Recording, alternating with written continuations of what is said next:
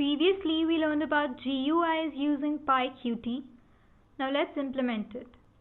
You should install PyQT on your machine before this. This code creates an empty window on the screen and sets the title to Hello World. We've resized it to 320 by 240. We can also do it this way. sys.exit app.exec is to enter the main loop for the application. In this code, we create a window, then include a status bar using the status bar method, where we print the status using the show message method. So we get this window with the status bar. Here we use the QPush button class to add a button to this window, and if we hover on this button, it shows us a tooltip saying thank you for thinking about me. We use the set tooltip method for this. Take a look at this code. We have a button that says click me. Clicking it prints calling the slot to the console. What's happening here is that when we click on the button, it emits a signal, which when the widget object detects, it calls the slot method we define. This is a message box.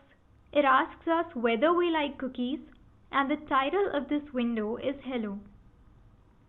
Regardless of whether we say yes, it opens a new empty window titled Hello World.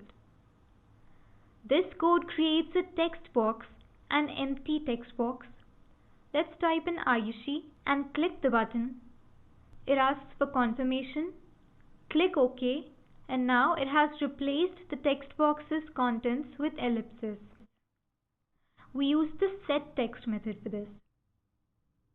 Now this is an entire bar of menu. This has options for everything from file and edit to tools and help. File even folds out to reveal the exit option. This code adds 4 labels to the screen, but adds 50 to the X and Y attributes to the position each time.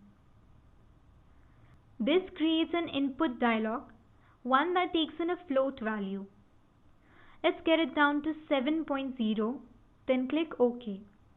This opens a new window. Here we use an image from our machine and display it in the application window. Some applications, like games, when you install them on your machine, set up such folders on your machine. These folders hold images which are then used to display as sprites when you run the game.